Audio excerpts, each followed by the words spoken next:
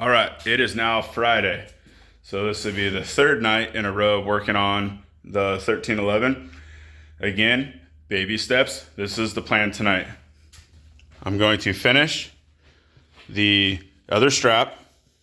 So it looks like that one. Get it fully buckled in and get both rear tires in with all of the straps 100%. So that way I know they work. I can mark everything and then I can paint the little crevices that go in. And then after both tires are mounted, I got to build a deal that goes in here like this. Now, I don't know if this is going to work. This is just an idea, but we're going to do it. Hopefully it works. It'll look cool regardless. We want a cap inside the chassis here on both sides. That's the first thing we want to do tonight. Once that is done, and I know for sure that's 100%, I don't need to do anything else there, the transcooler, the fuel cell can come out, and then I can pull the rear firewall out. And what I like to do is there's some corners on the back of the firewall that need to be dressed up, and then the radiator needs to be bolted in 100%. So nothing crazy. Maybe tomorrow I'll get a little more ambitious. I don't know. We'll see. It's hard to not just go 100% on this thing, but at the same time, I got this rig has consumed so much of my life that it needs to be fun. So if I just do a couple little things at a time like I've been doing, we should be good. But getting all of that done tonight is actually pretty big because the radiator will be in for the last time. I can put the firewall back in for the last time. The actual fuel bladder tank can go in the aluminum tank. Fuel pumps can go back in when it goes back together. And then all that is done. So little teeny steps are going to make a huge leap forward. So that's what we're going to do tonight. Well, I just came up with another idea. So I got these done real fast. So both sides are done. I had both tires in there and I was looking at some stuff. I'm like, shit, you know what? I wonder if I take this piece of tubing right here, we throw a notch in it there, throw a notch in it there, and then just throw both tires in there real fast and see if that's enough to get up inside the treadwell side. It might stop them from moving from side to side. If not, then that's just a piece of notch tube that'll go over in the corner of the shop. Well, son of a bitch, boys. It worked. So I got both tires in there right now. Now you can grab these things and freaking... Oh, shit, yeah, baby. When those hookers are rocking, you better come and knocking. That's how I make my money, honey. Ow! I don't know what the fuck that clinking is. Let's probably check... Oh, disc brake bracket.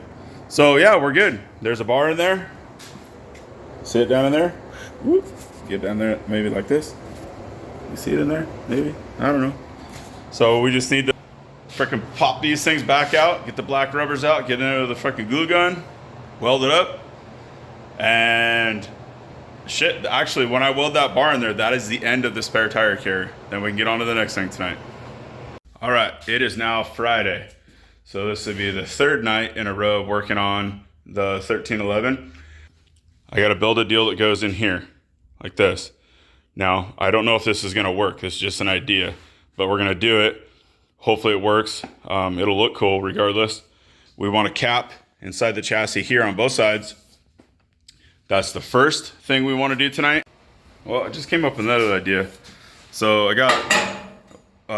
got these done real fast. So both sides are done. I had both tires in there and I was looking at some stuff. I'm like, shit, you know what? I wonder if I take this piece of tubing right here, we throw a notch in it there, throw a notch in it there, and then just throw both tires in there real fast and see if that's enough to get up inside the treadwell side. It might stop them from moving from side to side. If not, then that's just a piece of notch tube that'll go over in the corner of the shop. Well, son of a bitch, boys. It worked. So I got both tires in there right now. Now you can grab these things and freaking...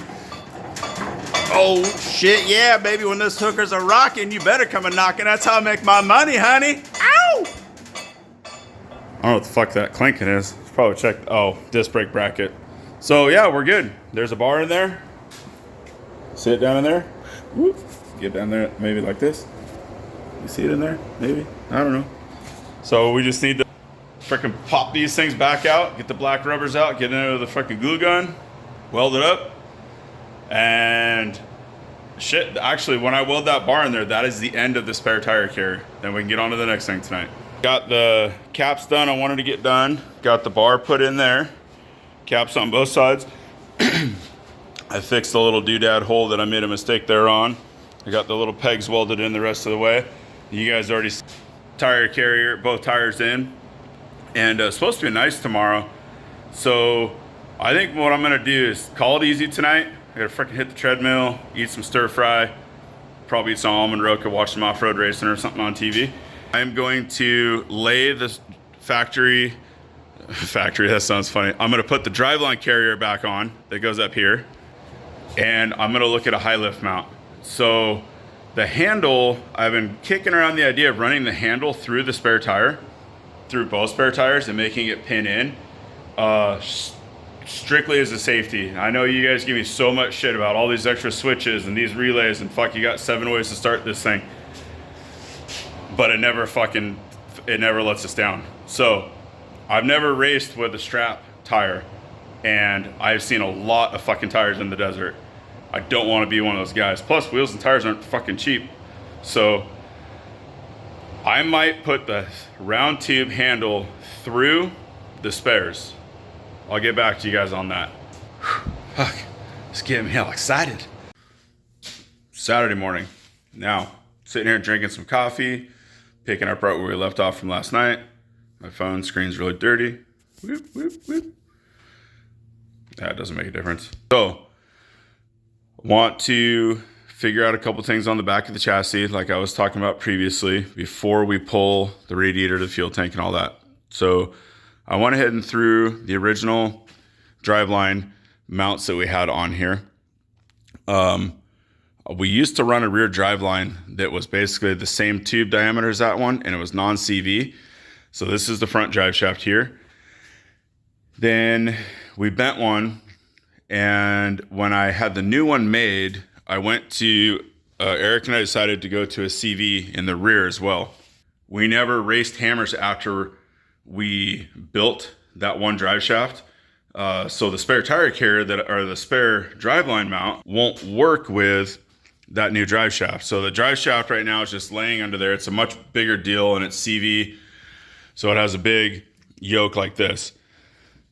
All right, so what we got to do is we got to get a front drive shaft. There's a rear drive shaft underneath there, a high lift. I just threw all this stuff on here to come up with some ideas.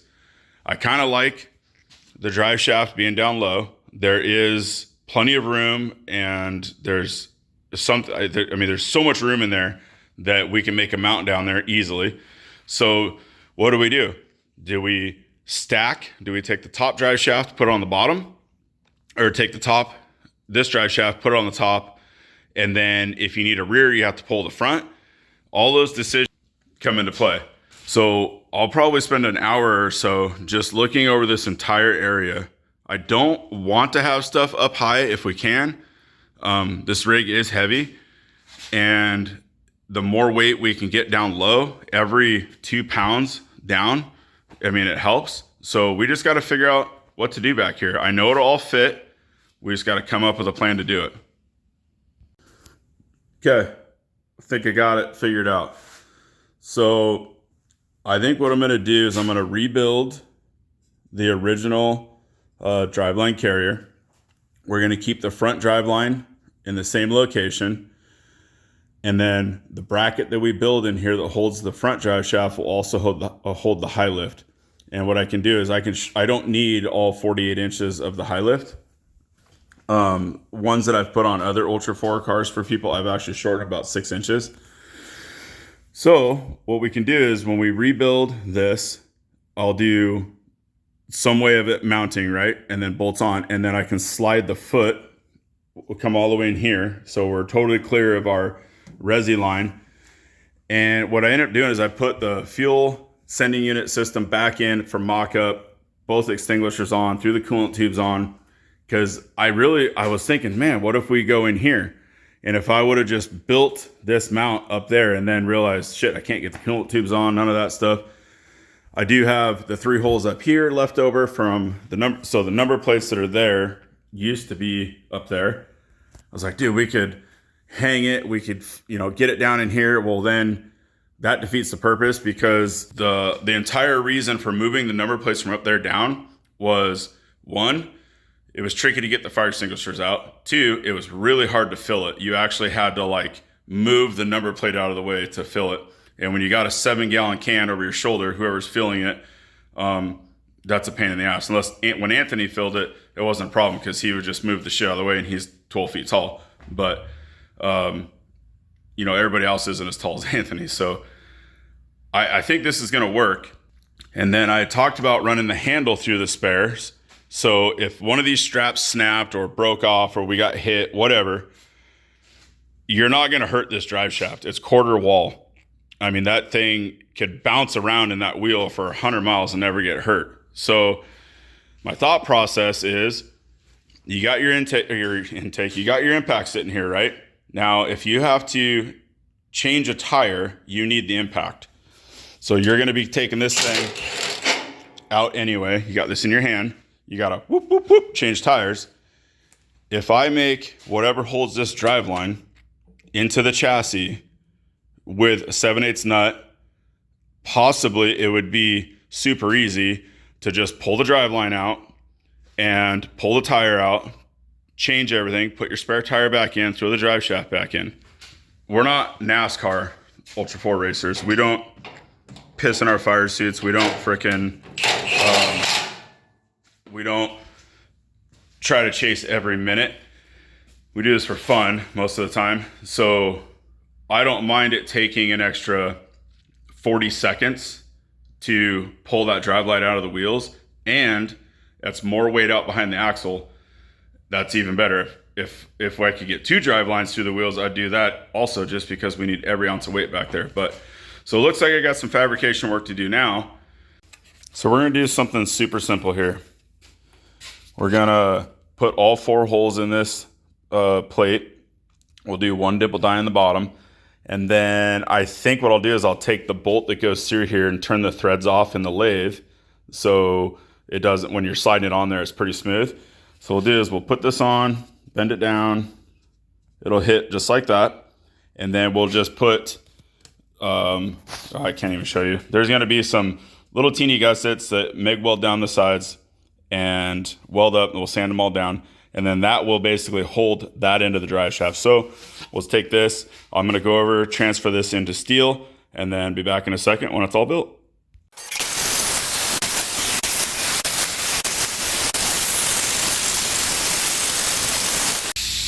All right, bolt check. See if I did that right.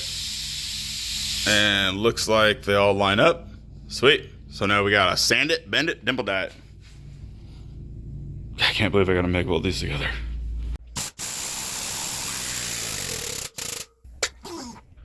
So you guys see how this has a curve to it? Now I'm sure a lot of you guys know this, but some of you might not know this. So if you take your dimple die out, we're gonna flip it around, lay it flat on the plate. You can see it there. See that bow? Take the female side around the dimple, slide it right back in your press. Now 1/8 inch material, if you did a bunch of these, this thing would curl. I mean, you could Spanish arc that freaking thing. So we'll run it back down. Before I get right there, though, I got to add a spacer because I don't want to risk gnawing that up on the inside. So we got a little guy right here. And then we'll just freaking smash it flat.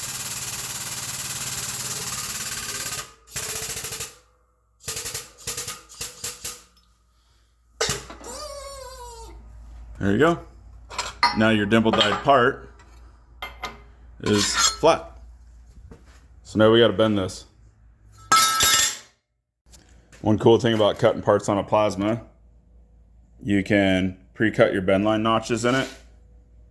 I tend to still use a line just so it's easier to see, but I don't even know what degree we have to bend this to. I never checked, but that looks like it's close enough on the line. Dimple goes on the inside. Okay, yeah, I'm pretty sure that's right.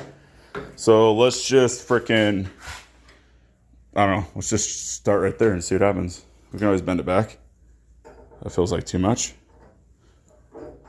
We're going to find out. We're going to find out together, like a team.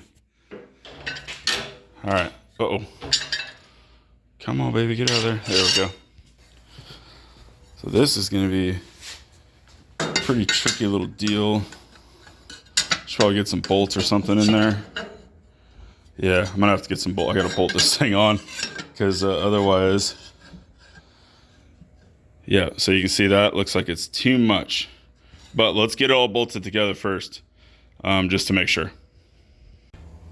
Well, that bend is gonna work. So I had the drive shaft just pushed in too far. So what we'll do now is I gotta make some side plates that go on there. And then these are 7/16 bolts, you know, that hold your drive shaft together. What I'll probably do is take some 1/2-inch bolts, turn them down, because obviously if you take a 7/16 bolt, turn it down to where there's no threads, then the thing's gonna, you know, move around on there. So I might even start with 9/16 actually and turn those down, because I just looked, I don't have any flipping round rod that perfect size that I could just stick in there. So I'll make a saddle that encapsulates this. Somewhere in this location, somewhere, there's gonna be a bolt that goes like this that you use the impact. So when you tighten it up, the drive line will push. You'll have 100% of the yoke taken up. It'll be pushing against that other one. And then that should be it on that. So we'll just keep plugging away on to the next step here.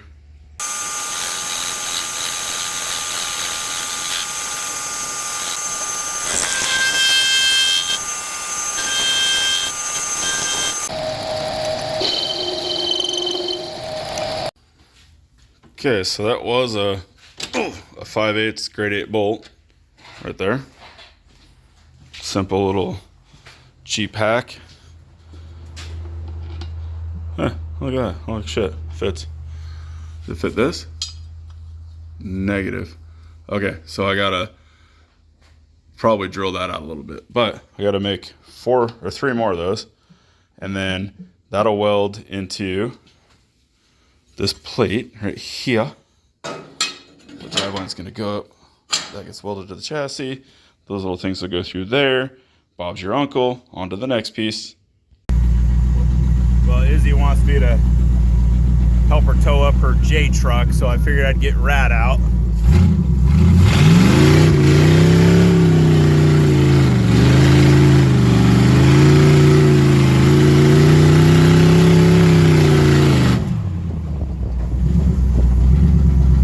I mean, it just happens. The thing's so fucking rad, I can't help myself. Foot slipped. Whoops. Okay. I can't do this. I cannot MIG weld this together. I MIG welded all the parts, but I cannot. I just spent a couple minutes on the lathe and made these pieces. I can't MIG them. And I'm out of Oregon. So this is a shit. I should have freaking went and got a bottle filled. I mean, I have so many bottles too. I wonder if it is possible. Oh, it's dark over here. Hold on. I wonder if any of these have just enough in them to get me through. I mean, we only need like 30 cubic feet. I'm gonna dig through these. I'm gonna see if I can find one just so we can make that and keep going. I mean, TIG weld it and keep going. Okay. Fingers crossed, or however you do that finger fuckery thing. If it goes up to 100, we can do what we need to do. Oh shit, 1,000? Holy shit! We're gonna TIG weld lots of stuff tonight, dude. That's freaking awesome. All right, well, I'm gonna get these welded right now.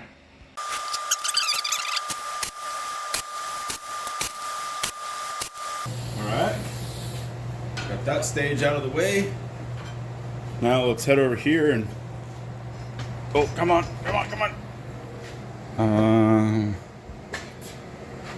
All right, we'll go this way. I had to move some tools around to do some stuff here. So here we can flip this thing upside down actually, just to make sure that all 4 of those pegs go into the dealio.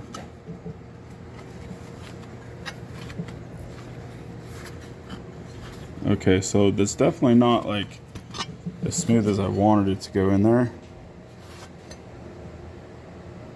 I wonder if they're crooked a little bit. That's why you don't just go weld this stuff up, because right now I can save this thing. If I would have just welded it in there and had to pull them out, that would have been hosed. And you can't drill the drive line out. It looks like it's just this one.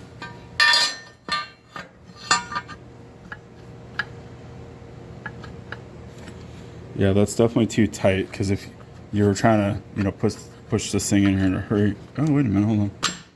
Oh, all right. Well, I think I'm gonna weld them in. And worst, I think I see which one it is. It's right here, right on the end. Oh, come on, baby girl, give it back to me. Oh, got him.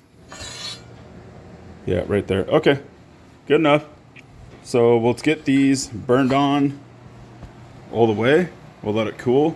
And then once that's on, we can get this piece tack welded to the chassis, and then we can get started on the other side. You know what? I'll edit it. Actually, I'm not gonna edit it out. I'm just gonna stick it here. And then start welding. So you could wash these on there. Matter of fact, you know what? I'll do it. What I'm gonna do is I'm just gonna do like 3/8 of an inch, 3/8, 3/8, 3/8, 3/8, 3/8. Then I'm gonna go to the pulser and I'm just gonna frickin' whip her around there and call her good.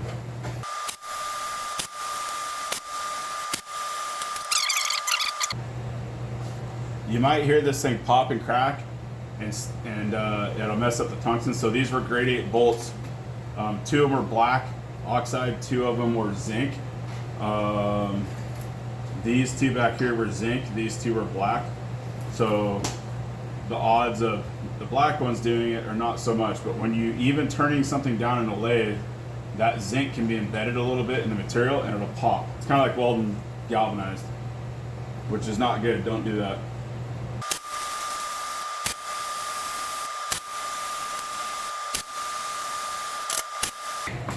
Take it over to the cooling station. Ooh, get in there.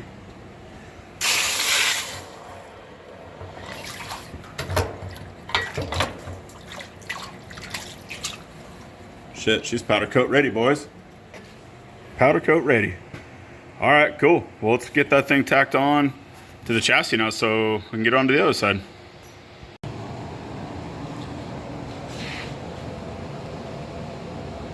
Okay, that is mounted.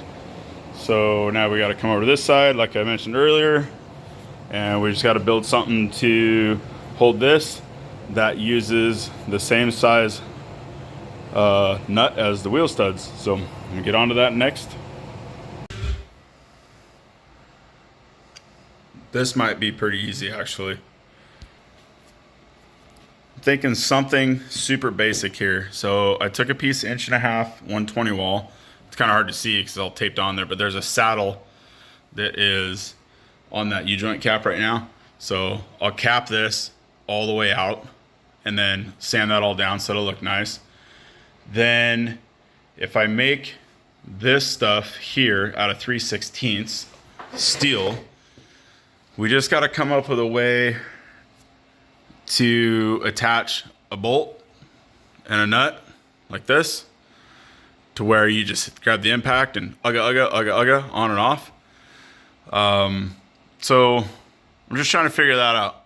I don't know if we should make it to where it like folds down and it can't fall off. So I could possibly hinge this, right? So it can't, you know, like if Eric has to get out and pull the wheel and tire off, he's not like unbolting this piece and then having to set it somewhere.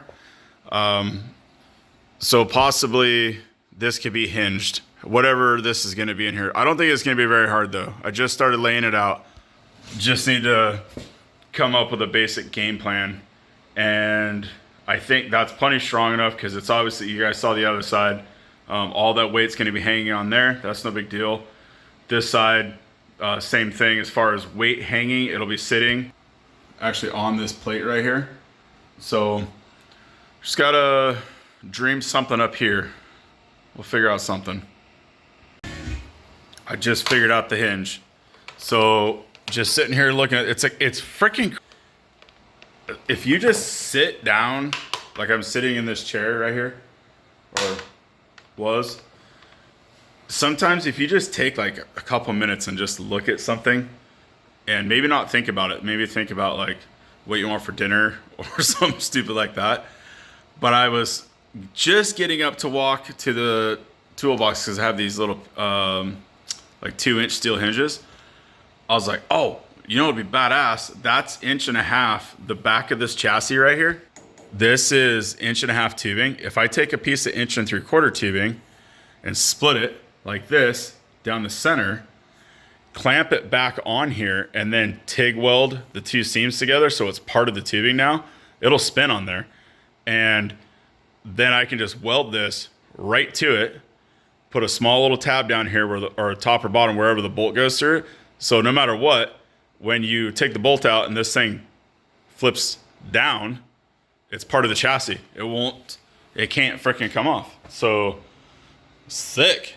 The rear drive shaft couples in on this side, and I'm not 100% sure. I like how it looks, but I'm not sure if I'm going to leave all the pegs yet. This is the part of doing this kind of stuff, is you build it.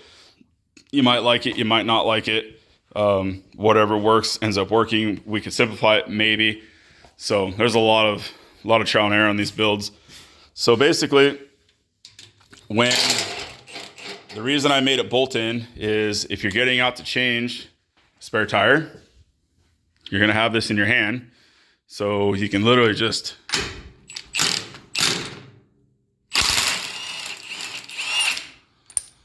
undo the bolt that was holding the drive shaft in place, drop that out of the way. Your drive shaft is now able to come out. You can rip a tire off real fast, change the tire, put the drive line back in. Now, somebody's going to see this video and they're going to say, what about the caps? Well, the caps are going to fall off. Oh my God. They're not going to fall off. I Gorilla Glue our caps. I've taped them in the past. I've glued them in the past. This system, no tape, they're going to be glued. They're glued on there so tight, you could drop it and they won't fall off. The minute you bolt it in the chassis and you start driving, it spins the stuff out of it. No big deal, and they're good to go. So, like I said, the next thing we got to do is this system up here, and I have it figured out. I just ran out of time. It's going to be just mild steel. It's going to get painted, and then once we get those two brackets in, I can do, like I was talking about earlier, and get basically from the rear firewall completely torn apart, take everything out of the chassis, paint everything, reinstall the fuel system, reinstall the fuel tank into the chassis, do the tranny cooler, get the radiator all the way bolted in. All the coolant tubes from the radiator down can get bolted in for the last time. Put modern or extinguishers that are current, and then the back is done. Once we get those couple things done, from B-pillar back, 100% done. Then I got to figure out what to do next. You know, what I want to tackle next. I'd like to do the front sway bar next, just to get it out of the way. That way, when I go to square the chassis and put all the new bolts in, the sway bars at both ends are done, and I can kind of get that stuff adjusted at the same time. So anyway, I'll stop rambling. Appreciate you guys following along. I'll never ask somebody to like our YouTube channel or share these videos or anything. I'm not a fan of that, but I would ask, just comment on them if you can. YouTube's algorithm is really weird, and I don't know if they show they have views, but I never know who watches them. I know I have a lot of friends that have subscribed to our channel. So just say what's up, or hey, that looks dumb, or I would have done it different. I mean, I'm used to hearing all that stuff. So, but just simply comment on it, because on my phone, it takes several days for some reason to show. But if I log in on my computer, there'll be like a comment that I didn't even see. So appreciate you guys. We're definitely not professionals. We know enough to do it wrong, and we're going to keep doing whatever we can to try to do it wrong.